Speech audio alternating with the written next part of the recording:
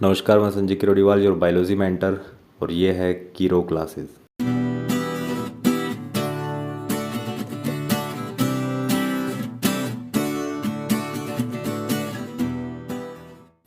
Last lecture video में अपन ने complete किया था ग्लाइकोलाइसिस के बाद में लिंक रिएक्शन को, या योजन अभिक्रिया, या कह सकते हैं गेटवे रिएक्शन।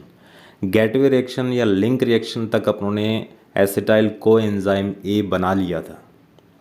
ये वो यौगिक है, ये वो कंपाउंड है जिसमें 2 कार्बन होते हैं और इसी फॉर्म में, इसी रूप में जो एसिटाइल कोएंजाइम ए बना है वही एंटर कर सकता है किसके अंदर, क्रेब्स साइकिल, जो कि आज का अपना टॉपिक रहेगा। इसको अपने आज कंप्लीट करने वाले हैं। क्रेब्स साइकिल को सिट्रिक एसिड साइकिल या टीसीए साइकिल भी बोला जाता है। क्यों बोला जाता है उसके बारे में थोड़ा सा पढ़ लेते हैं। सिट्रिक एसिड साइकिल इसलिए बोला जाता है कि बनने वाला फर्स्ट स्टेबल कंपाउंड इस क्रेब्स साइकिल में सबसे पहला जो स्थायी यौगिक बनता है उसका नाम है सिट्रिक अम्ल, सिट्रिक एसिड, और जिसमें 6 कार्बन होते हैं। नीचे स्ट्रक्चर बना रखी है सिट्रिक एसिड की, अच्छे से देख सकते हैं आप। इसमें 6 कार्बन है, 6 कार्बन काउंट कर सकते हैं, 1 2 3 4 5। ये तो एक सीरीज के अंदर है और ऊपर एक ब्रांच की फॉर्म में कार्बन और लगा रखा है, तो टोटल 6 कार्बन है। 6 कार्बन के अंदर अगर अपने गौर से देखें तो 3 कार्बोक्सिलिक एसिड ग्रुप लगे हुए हैं।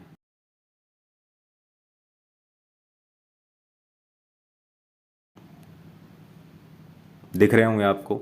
इसी 3 कार्बोक्सिलिक एसिड ग्रुप के कारण इस क्रेब्स साइकिल को टीसीए साइकिल भी बोला जाता है, try carboxylic acid cycle. Krebs cycle इसलिए बोला जाता है क्योंकि सबसे पहले एच ए क्रेब्स ने सबसे पहले अपने को इस चक्र के बारे में, इस घटना के बारे में बताया, इसलिए उनके रिगार्ड में, उनकी रिस्पेक्ट में इस चक्र का नाम क्रेब्स साइकिल रखा गया। दूसरा, इसको सिट्रिक एसिड चक्र भी बोला जाता है। सिट्रिक एसिड चक्र इसलिए बोला जाता है कि उसमें बनने वाला प्रथम स्थायी उत्पाद या प्रथम स्टेबल कंपाउंड जो है वो कौन सा है, 6 कार्बन वाला सिट्रिक अम्ल। सिट्रिक अम्ल के अंदर 3 कार्बोक्सिलिक एसिड ग्रुप लगे होते हैं, इसी वजह से इसको टीसीए साइकिल भी बोला जाता है। सबसे पहले दिमाग में आता है कि ये टीसीए चक्र, क्रेब्स चक्र या फिर ये जो सिट्रिक एसिड चक्र है वो चलता कहाँ है, तो अपने बोलेंगे माइटोकॉन्ड्रिया की जो मैट्रिक्स है, माइटोकॉन्ड्रिया के अंदर जो सेंट्रल पार्ट है, फिलिंग कंपोनेंट है, मैट्रिक्स है या आधात्री है, वहाँ पर चलता है। दूसरी बात, टोटल कितने एटीपी का प्रॉफिट दे जाएगा ये अपने को। जब अपने बात कर रहे थे कि लिंक रिएक्शन में टोटल 6 एटीपी का प्रॉफिट होगा, उससे पहले अपने पढ़ चुके हैं कि 2 एटीपी का प्रॉफिट अपने को मिलेगा किसके अंदर, ग्लाइकोलाइसिस में। ग्लाइकोलाइसिस में ये अलग बात है कि टोटल 8 एटीपी या 6 एटीपी का अपने को वहाँ पर देखने को मिलेगा प्रोडक्शन, लेकिन जो गेन होगा, टोटल प्रॉफिट होगा, वो 2 एटीपी का होता है। इसी तरह से लिंक रिएक्शन के अंदर भी 6 एटीपी का अपने को गेन होगा। अब बात कर रहे हैं कि क्रेब्स साइकिल में कितना होगा, तो अपने बोलेंगे 24 एटीपी का अपने को गेन होगा, लाभ मिलेगा, 24 एटीपी बनेंगे। ये अपने को ध्यान रखना है। अगली बात क्या है, जो एटीपी अपने को देने वाले हैं वो कंपाउंड कौन कौन से हैं। इस क्रेब्स साइकिल में 3 मेजर कंपाउंड बनने वाले हैं, 3 मुख्य उत्पाद बनेंगे बीच बीच में, जो अपने को क्या देंगे, इंटरमीडिएट बनेंगे, कोएंजाइम से बनते हैं वो, जैसे NADH2, FADH2 और तीसरा है GTP। अगर अपने बात करें NADH2 की, तो यहाँ लिखा हुआ है 3 ATP का अपने को प्रॉफिट होगा। अगर एक NADH2 आगे चल, यहाँ तो बनेगा क्रेब्स साइकिल में, लेकिन क्रेब्स साइकिल के बाद में जो ETS चलेगा, इलेक्ट्रॉन ट्रांसपोर्ट सिस्टम, वहाँ ये NADH2 जाकर अपने को 3 ATP का प्रॉफिट देगा जब ये टूटेगा। इसी तरह से अगर अपने बात करते हैं FADH2 की, तो FADH2 के ब्रेकडाउन से ETS के अंदर अपने को 2 ATP का प्रॉफिट होगा। और फिर अपने बात करें अगर GTP की, जो कि इंटरमीडिएट बनेगा किसके अंदर, क्रेब्स साइकिल में, तो आगे चलकर ETS के अंदर उसके ब्रेकडाउन से अपने को 1 ATP का प्रॉफिट होने वाला है। ये अगर NADH2 है वो एंटर करता है मैलेट एस्पार्टेट शटल के थ्रू, तो वहाँ पर अपने को 6 ATP देखने को मिलेंगे। जब ग्लाइकोलाइसिस में अपनों ने बताया कि 8 ATP मिलेंगे या 6 ATP बनेंगे, तो 8 ATP तब बनेंगे जब 6 ATP का फॉर्मेशन होगा NADH2 से। टोटल की बात कर रहे हैं। और उसके बाद अगर अपने बात करें किसकी, अगर NADH2 है वो एंटर करता है ग्लिसरॉल फॉस्फेट शटल से, तब अपने को 6 एटीपी मिलेंगे और यहाँ पर 4 एटीपी का फॉर्मेशन होगा। उसमें 2 ऐड हो जाएंगे कौन से, नेट प्रॉफिट वाले, तो टोटल हो जाएंगे 6 एटीपी। और यहाँ ऊपर की बात करें, अगर वो मैलेट एस्पार्टेट शटल के थ्रू एंटर करता है NADH2 किसमें, माइटोकॉन्ड्रिया में, तो वहाँ पर 6 + 2 टोटल कितने हो जाएंगे, 8 एटीपी अपने को देखने को मिलेंगे। टोटल एरोबिक रेस्पिरेशन के अंदर या फिर वायवीय श्वसन के अंदर कुल एटीपी का उत्पादन कितना होगा, तो अपने शुरू में ही बताया हुआ 36 एटीपी बन सकते हैं, 36 एटीपी या फिर 38 एटीपी भी बन सकते हैं। तो यहाँ जो 36 एटीपी लिखा हुआ है वो इस वजह से लिखा हुआ है कि अगर NADH2 एंटर करता है ग्लिसरॉल फॉस्फेट शटल से तो 4 एटीपी का फॉर्मेशन होगा और उसी वजह से टोटल 36 एटीपी का ही प्रॉफिट हो पाएगा या बन पाएंगे। क्लियर है। और अगर वो एंटर करता है, NADH2 एंटर करता है मैलेट एस्पार्टेट शटल के थ्रू, तब यहाँ पर 6 एटीपी बनने को मिलेंगे और उसी वजह से ग्लाइकोलाइसिस के अंदर अपने को 8 एटीपी का प्रोडक्शन देखने को मिलेगा और उस वजह से 36 की बजाय 38 एटीपी का प्रॉफिट देखने को मिलेगा। काम की बात क्या है, पर अपने से पेपर में पूछ लिया जाए ऑब्जेक्टिव टाइप में 36 एटीपी भी लिखा हो 38 एटीपी भी लिखा हो तो अपने 36 पे ही टिक लगा कर आएंगे, अपना आंसर होगा 36 एटीपी, क्योंकि 36 भी बनते हैं 38 भी बनते हैं, लेकिन अपने कम को लेके चलेंगे 36 बनेंगे और किस वजह से बनेंगे मैंने आपको बता दिया। चलिए अब अपने मेजर पॉइंट पे पहुंच चुके हैं, वो है क्रेब्स साइकिल। अब इसमें आपको देखने को मिलेगा, थोड़ा जूम इन कर लेते हैं, यहाँ गौर से देखिए, ये लिखा हुआ है सबसे ऊपर एसिटाइल कोएंजाइम ए, जिसके अंदर 2 सर्कल बना रखे हैं, 2 गोले बना रखे हैं येलो कलर में, तो इसका मतलब एसिटाइल कोएंजाइम ए के अंदर अपने को 2 कार्बन देखने को मिलते हैं, ये 2 कार्बन वाला कंपाउंड होता है।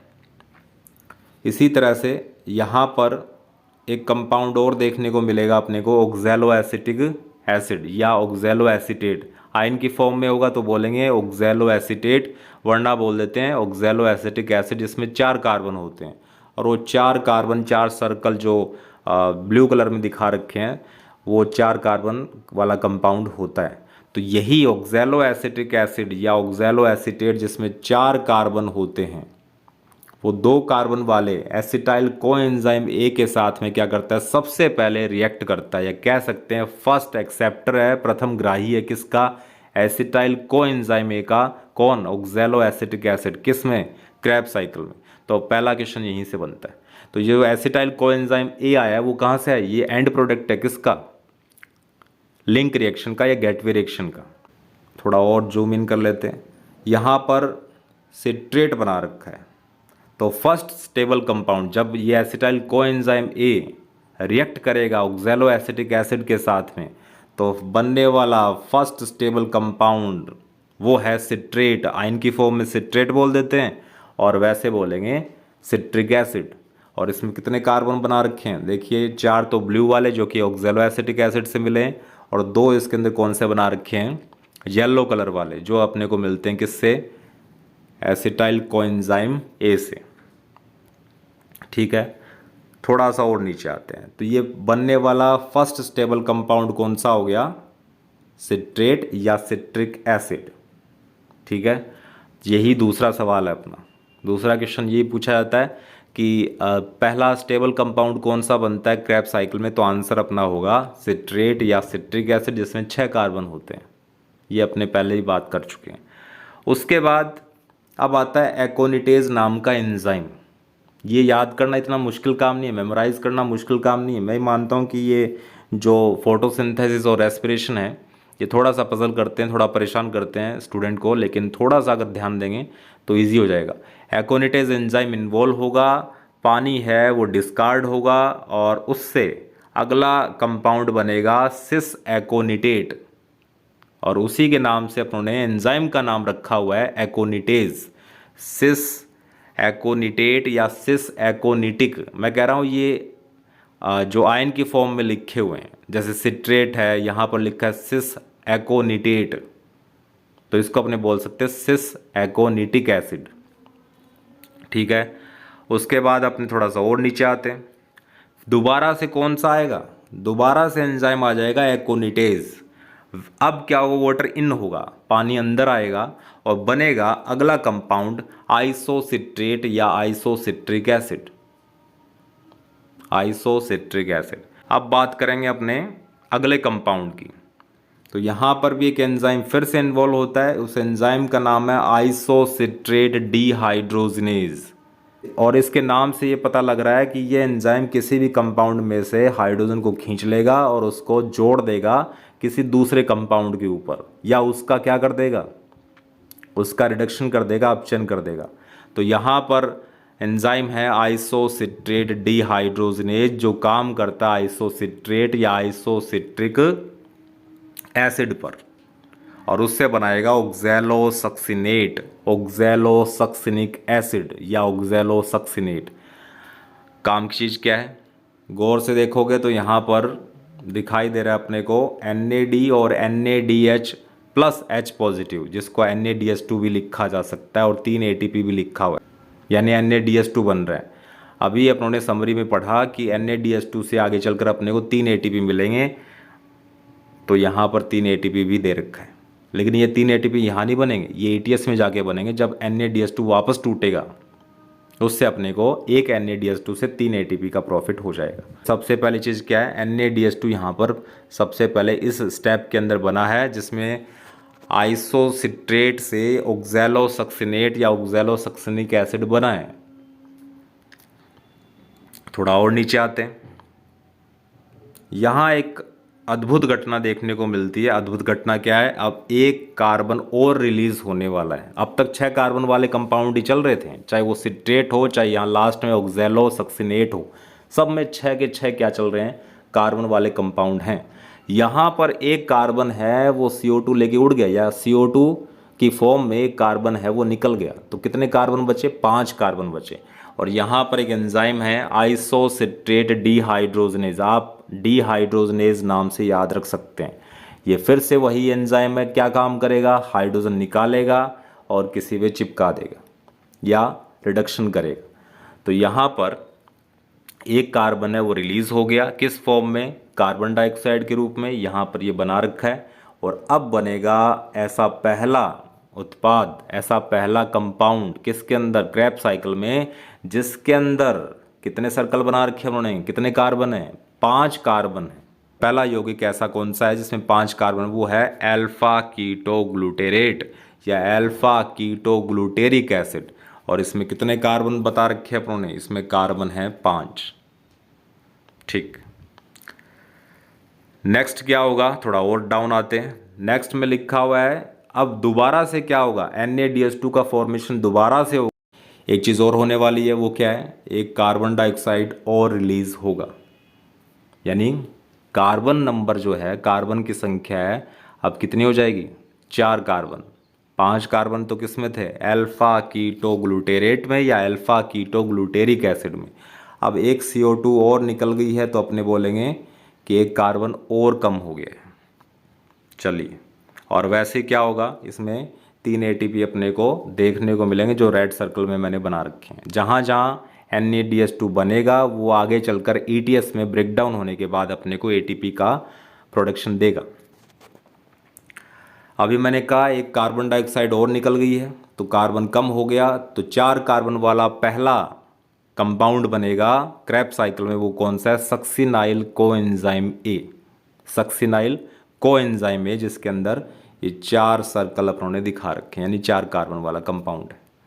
नेक्स्ट क्या होगा, नेक्स्ट क्या होगा, यही सक्सिनाइल कोएंजाइम A है, वो किस में बदलेगा, सक्सिनेट में, जिसको बोला जा सकता है सक्सिनिक एसिड। और यहाँ पर एक चीज़ और बनने वाली, वो क्या है, GTP, गुआनोसिन ट्राइफॉस्फेट। ये गुआनोसिन ट्राइफॉस्फेट है, आगे चलकर ETS के अंदर अपने को 1 ATP का प्रॉफिट देगा आगे चलकर, ये GTP है। तो सक्सिनाइल कोएंजाइम A है वो बन गया किसमें, सक्सिनेट या सक्सिनिक एसिड या सक्सिनिक एसिड में।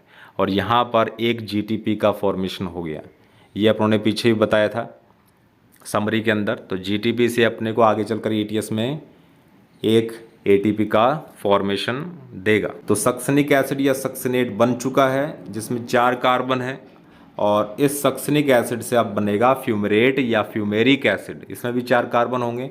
और इस घटना में, इस प्रक्रिया में FADS2 बनेगा। FAD से क्या बन जाएगा, जिस तरह से NADS2 बन रहा था उस तरह से FADS2 भी बनेगा। कोएंजाइम से क्या बनने वाला है, FADS2। तो यही FADS2 आगे चलकर ETS में अपने को 2 ATP का प्रॉफिट देने वाला है। एक FADS2 का ब्रेकडाउन होगा तो अपने को 2 ATP देखने को मिलेंगे। नेक्स्ट क्या होने वाला है, इसके अंदर सक्सिनेट डीहाइड्रोजनेज एंजाइम काम में आएगा। किसमें, जब सक्सिनेट फ्यूमरेट में बदलेगा तो सक्सिनेट डीहाइड्रोजनेज काम में आएगा। डीहाइड्रोजनेज एंजाइम मैं पहले ही बता चुका हूँ, वो एंजाइम है जो किसी कंपाउंड में से हाइड्रोजन निकालेगा और दूसरे पे चिपका देगा। दूसरा जिस पे हाइड्रोजन चिपका है वो कौन है, FAD। FAD पे क्या हो गया, साथ हाइड्रोजन अटैच हो चुके हैं, उसका क्या हो गया है, रिडक्शन हो चुका है, अपचयन। ठीक है, उसके बाद फ्यूमेरेट से अब क्या बनेगा, एल मैलेट। फ्यूमेरेट से क्या बनने वाला है, एल मैलेट या मैलिक एसिड। H2O इन होगा और यहाँ पर एंजाइम कौन सा काम में आएगा, फ्यूमरेज। ज़्यादा मुश्किल काम नहीं है एंजाइम के नाम याद रखना, क्योंकि वो सबस्ट्रेट के बेस के ऊपर ही होते हैं जिस पे वो काम कर रहा है। ठीक है, फ्यूमरेट से बन गया एल मैलेट या मैलिक एसिड।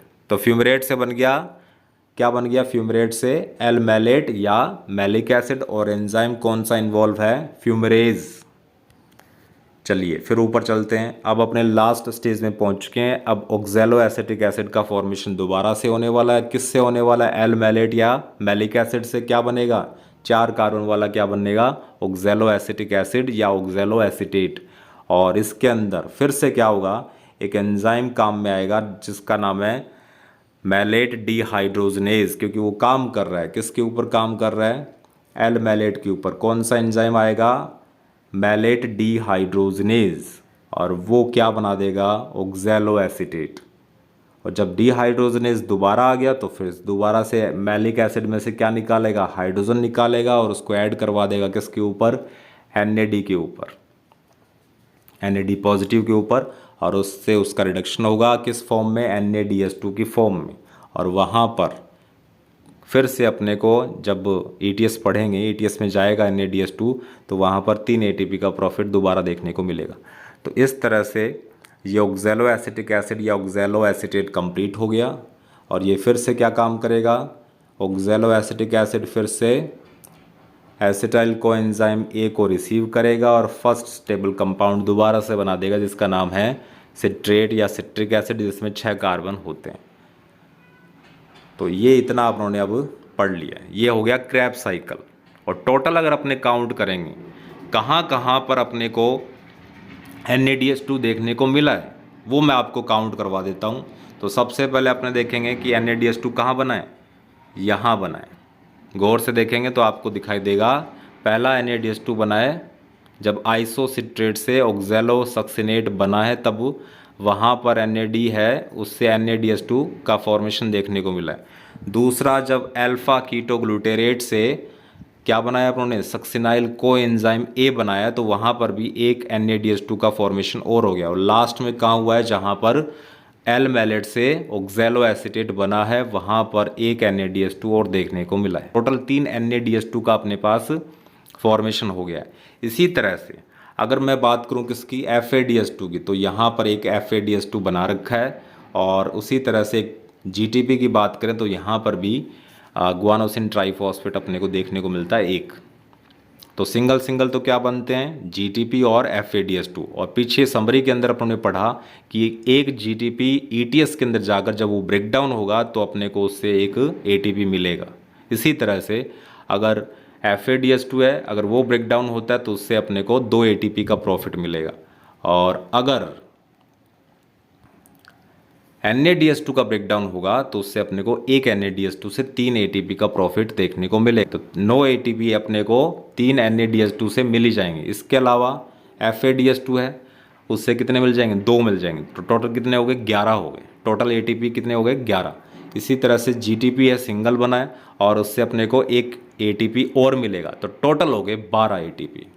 कितने हो गए, 12 ATP का प्रॉफिट देखने को मिलेगा अपने को। लेकिन अभी अपनों ने पीछे क्या पढ़ा था, अभी अपनों ने पीछे पढ़ा कि अगर क्रैब्स साइकिल चलता है तो क्रैब्स साइकिल के रिजल्ट में अपने को टोटल 24 एटीपी देखने को मिलेंगे। तो डबलिंग कैसे होगी, क्योंकि अपनों ने अभी काउंट किया तो 12 एटीपी का ही प्रॉफिट देखने को मिल रहा है, 12 एटीपी का प्रोडक्शन देखने को मिलेगा। तो फिर से मैं मेमोराइज करवा दूं कि जब अपनों ने ग्लाइकोलाइसिस किया था तो ग्लाइकोलाइसिस में ग्लूकोज के एक मॉलिक्यूल से अपने को 2 पायरुविक एसिड का फॉर्मेशन देखने को मिलता है। तो यहाँ पर इस क्रैब्स साइकिल में अपनों ने सिर्फ एक पायरुविक एसिड का ही हिसाब दिया है, एक पायरुविक एसिड और बचा हुआ है। तो एक पायरुविक एसिड से अपने को मिलेगा क्रैब्स साइकिल के अंदर 12 एटीपी का फॉर्मेशन प्रोडक्शन। तो डबल करेंगे तो 24 हो जाएंगे। तो ये क्रैब्स साइकिल अपने कंप्लीट कर लिया। इसकी ट्रिक बनाकर याद कर सकते हो आप लोग, लेकिन ट्रिक खुद की होनी चाहिए। एक टेबल बना रखी है मैंने जिसके अंदर पूरा डिटेल दे रखा है, पूरा ब्यौरा दे रखा है किस तरह से एटीपी का फॉर्मेशन कहाँ कहाँ कितना कितना हुआ है। तो सबसे पहले अगर अपने ग्लाइकोलाइसिस या ईएमपी पाथवे की बात करते हैं, ईएमपी मीन्स एम्डन मेयरहोफ पार्नस पाथवे, ये 3 साइंटिस्ट के नाम है जिन्होंने इसकी डिस्कवरी की। ग्लाइकोलाइसिस, तो इसमें लास्ट में आप देखोगे कि 8 एटीपी का प्रॉफिट दिया हुआ है,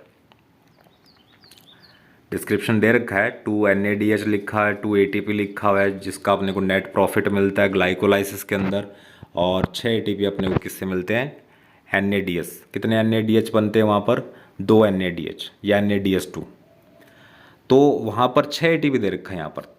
अगर यहाँ पे 4 ATP होता, जैसे आप लोगों ने पढ़ा था, मैंने कहा 2 शटल होते हैं, तो वो अगर अलग अलग शटल से एंटर करता है NADH2 किस में, माइटोकॉन्ड्रिया में, तो एक में वैल्यू आती है 4 ATP की और एक में वैल्यू आती है 6 ATP की। यहाँ पे 6 ATP दे रखा है तो टोटल दे रखा 8, वरना 6 हो जाएगा यहाँ पर टोटल। यहाँ पर टोटल 6 हो जाएगा, टोटल कितना हो जाएगा, 6 हो जाएगा 8 की जगह। उसके बाद ट्रांजिशन रिएक्शन दे रखी है, कौन सी रिएक्शन है, ट्रांजिशन रिएक्शन, जिसको अपने बोलते हैं लिंक रिएक्शन या गेटवे रिएक्शन या योजन अभिक्रिया। और इसमें अपनों ने काउंट कर लिए थे 6 एटीपी का प्रॉफिट अपने को देखने को मिलता है। फिर आता है क्रैब्स साइकिल, जो अभी अपनों ने कंप्लीट किया। क्रैब्स साइकिल के अंदर कितना होगा, 24 एटीपी का प्रोडक्शन देखने को मिलेगा। तो इस तरह से पूरी टोटलिंग अगर अपने कर पाते हैं तो उससे अपने को 38 एटीपी देखने को मिलते हैं। जब टोटल अपने करेंगे, इन सब को मर्ज कर लेंगे, तो टोटल लास्ट में जब एरोबिक रेस्पिरेशन कंप्लीट हो जाएगा तो 38 एटीपी अपने को देखने को मिलेंगे। अगर यहाँ पर 6 होते हैं तो यहाँ पर कितने हो जाएंगे, टोटलिंग 36 की हो जाएगी, ये याद रखना है। तो आज इस लेक्चर वीडियो में यहीं तक समेटते हैं। नेक्स्ट लेक्चर वीडियो में अपने ATS को कंप्लीट करेंगे। तो तब तक के लिए बने रहिए, टिके रहिए, इनहेल बायोलॉजी।